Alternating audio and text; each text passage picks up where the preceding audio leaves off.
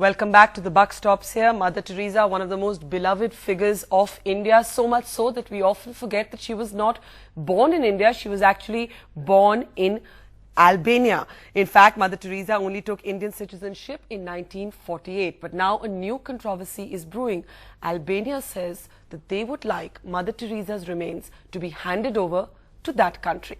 Is that something that India could ever consider? When Pranab Mukherjee was asked, he said it was for the foreign ministry to decide. How is all of this being viewed in Kolkata, where Mother Teresa spent much of her life devoted to charity? We're joined now by Sunita Kumar, spokesperson for Missionaries of Charity. Sunita, what do you make of what seems to many Indians to, in a sense, be an absurd sort of demand, but one that the Albanian government really seems to be pushing for, that in a sense, almost 100 years later, they've remembered that Mother Teresa was born in Albania, so they're arguing that the remains should be handed over to that country, to the country of her birth. Well, you know, when we saw it in the papers, the news, I mean, I think most people didn't pay any attention to it. And then, of course, the main thing is that the Missionaries of Charity also know nothing about it.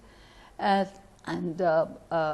mean, it's just unthinkable, you know, what they are asking for.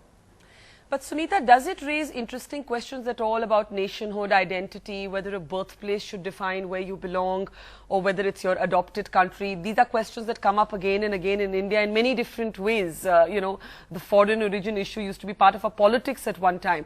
So do we then say that where somebody was born, you know, in a sense becomes irrelevant, and it's the country that they adopt that becomes their home? You know, in Mother's case, I mean, she was 18 when she came to India.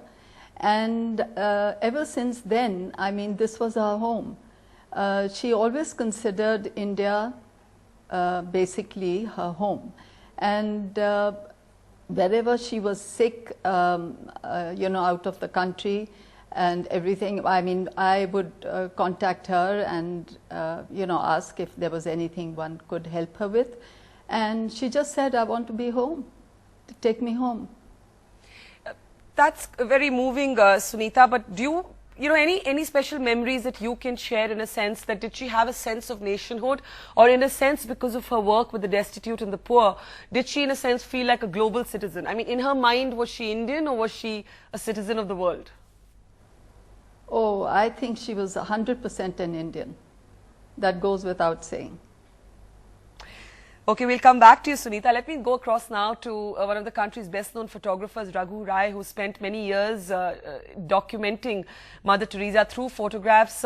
Raghu, we're talking here about this strange controversy where Albania is saying Mother Teresa was born in Albania, so hence Albania has a right over her remains. And Sunita Kumar was just saying that Mother Teresa was somebody who felt very rooted in India, who felt Indian even though she was not born here. What are your memories, Raghu? First of all, I think she was an Indian citizen. And then the fact that from her age 18 onwards, she spent all her life here.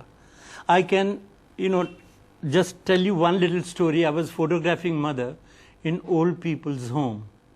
And then one sister came and said, you know, there's a, you know, rich banker from Switzerland, he wants to see you. So Mother said, okay, let me finish my work, I'll talk to him. So Mother went to talk to him and I went along. And this rich man from Switzerland, he bragged about the money he had and how he wants to donate a few $1 million here and how he wants to be associated with Mother's work.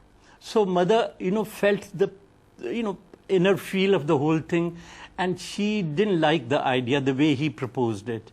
And Mother very politely told him that, listen, in my country, my people give me enough money for our poor people. So why don't you open a home in your own country? Tuba.com